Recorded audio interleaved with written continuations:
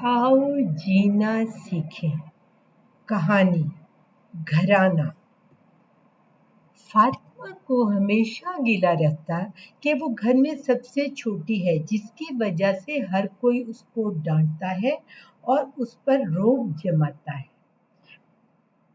आज तो वो बहुत ज्यादा अफसरदा थी। पापा ऑफिस से आए तो फ्रेश होकर फातिमा का पूछा। मम्मा ने बताया कि आज फातिमा सबसे नाराज है और रूठ कर अपने कमरे में बैठी है। पापा उसके और उसकी बहना के मुश्तरका कमरे में आए। निदा अपनी मम्मा के साथ किचन में मसरूफ थी। पापा ने खामोश बैठी फातिमा को अपने साथ लगाते हुए पूछा कि मेरी बेटी उदास क्यों है। पापा का पूछना था कि फातिमा का रिकॉर्ड चल पड़ा और उसने जोरों शोर से शिकायत का अंबार लगा दिया। बड़े भैया हमेशा मुझे से पानी मांगते हैं। निदा बाजी भी हमेशा मुझे ही काम कहती हैं। जब मैं टीवी देखती हूँ तो हमेशा छोटे भैया का मैच लग जाता है। आमना भी मुझी पे हुक्म चलाती है। अगर मैं मम्मा के पास शिकायत लगाऊं तो वो भी मुझे ही दोषी मानती हैं और कहती हैं बड़े बहन भाइयों का कहना मानना चाहिए, वो तुम्हारे भले को ही कहते हैं। पापा मुस्कुराए और कहा, लगता है मेरी बेटी को पूरे कुंबे से शिकायत है। तो फातिमा बोली, आपसे तो नहीं है। जब भी मैं ये कहूँगा कि बड़ों की बात तवज्जो से सुननी चाहिए तो जाहिर है फिर आपको मुझसे भी शिकायत हो जाएगी। तो फातिमा बोली, आपसे नहीं होगी क्योंकि आप इंसाफ की बात करते हैं। पापा ने कहा, बेटी अगर बड़े भैया आपसे पानी मांगते हैं तो खड़े पांव आपके कितने काम करते हैं। आपकी स्कूल की कापी लाना हो या पेंसिल कलर लाने हो, वो अपने सब काम छोड़कर पहले आपके काम करते हैं। मैंने जिस दिन जल्दी जाना होता है वो भैया आपको कॉलेज जाने से पहले आपको आपके स्कूल भी छोड़ते हैं। लेकिन फातिमा अभी कायल नहीं हुई थी। निदा बाजी भी तो कितने काम बताती है। पापा ने कहा, बेटा हमारा घराना 6 अफराद पर मुश्तमिल है। हमारा घराना थोड़ा बड़ा है, इसलिए काम भी ज्यादा होता है। निदा सीनियर स्कूल में होने के बावजूद स्कूल जाने से पहले नाश्ता बनाने में मम्मा की मदद करती है। छुट्टी वाले दिन भी झाड़ पोंछ में अपनी मम्मा का हाथ बटाती है। इस वक्त भी वो अपनी मम्मा के साथ किचन में लगी हुई है। जब वो बैठकर अपना स्कूल का काम कर रही होती है तो ऐसे में आपको कोई छोटा मोटा काम करने को कह देती है तो बेटा इसमें क्या हर्ज है। अपने घर वालों के लिए कुछ करने से इंसान कमतर या छोटा नहीं हो जाता। बेहतरीन घराना वही होता है जहाँ सब एक दूसरे का ख्याल करें। फातिमा थोड़ा कायल तो हुई, लेकिन फिर भी कहा, छोटे भैया भी तो मुझे टीवी नहीं देखने देते। तो पापा ने कहा, उसे मैं मना करूंगा कि तुम्हें भी मर्जी का प्रोग्राम देखने दे। चलो शाबाश, अब गुस्सा थूक दो और सबके साथ लाउंज में आकर बैठो। फातिमा पापा का हाथ पकड़कर लाउंज में आ गई तो मम्मा बोली, गुस्सा खत्म हो गया। तो पापा के साथ साथ फातिमा भी मुस्कुरा दी।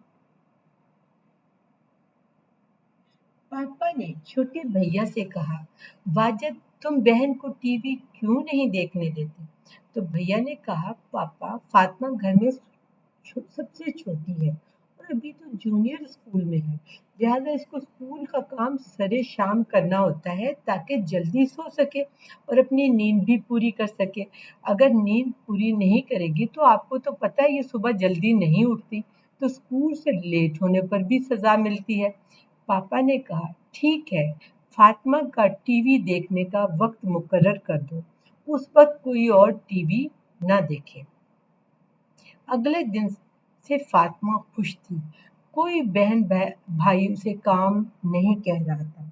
शाम को उसकी लेड पेंसिल्स का पैकेट खत्म हो गया उसने बड़े भैया से कहा तो उन्होंने कहा इस वक्त वो अपना काम कर रहे हैं, जब फारिग होंगे तो ला देंगे, लेकिन मैंने अपना होमवर्क करना है, कैसे करूंगी? भैया ने कहा ये तुम्हारा मसला है, मैं फारिग होने पर ही जाऊंगा।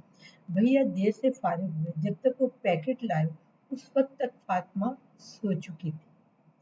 अगले दिन फातिमा को स्कूल में होमवर्क न होने की वजह से सजा मिली, उसकी ब्रेक भी बंद हुई और उसे बचा हुआ काम उस ब्रेक में भी करना पड़ा। घर आई तो मम्मा किसी फौतगी पे गई हुई थी, घर में आकर खाना भी नहीं मिला। निदा बाजी उसकी निस्बत स्कूल से लेट आई थी।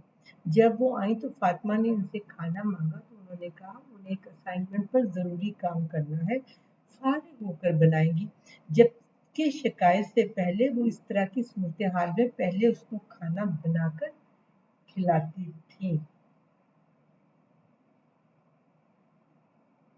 फातिमा को पहली मर्तबा एहसास हुआ कि उसके बहन भाई उसका कितना ख्याल करते थे। बड़े भैया और छोटे भैया अपनी पॉकेट मनी से अक्सर उसके लिए चॉकलेट लेकर आते। छोटे भैया तो मैच तो देखते थे लेकिन इसके लिए कहानियों के मैगजीन लाना नहीं भूलते थे। तालीम तरबियत और नौनिहाल तो उसकी सहेलियां भी उसी से लेकर पढ़ती थी। फातिमा अब शर्मिंदगी महसूस कर रही थी कि छोटी सी बात को बढ़ाकर उसने कितना बुरा किया। मम्मा आई तो वो उनके पास किचन में आ गए और उनका हाथ बटाने लगी। तो मम्मा ने हैरान होकर पूछा, बहुत भूख लगी है क्या? तो वो शर्मिंदगी से बोली, आप थक गई होंगी। मम्मा ने कहा, कोई बात नहीं, मैं तैयार कर लूंगी, तुम चूल्हे से दूर रहो, कहीं हाथ वाथ ना जल जाए। फातिमा रोने लगी तो मम्मा परेशान हो गई और रोने की वजह पूछी तो फातिमा कहने लगी, आप सब मेरा कितना ख्याल रखते तो मैंने कितनी छोटी बात सोची। मम्मा ने कहा, बेटी अपनी गलती को मानने में ही भलाई है।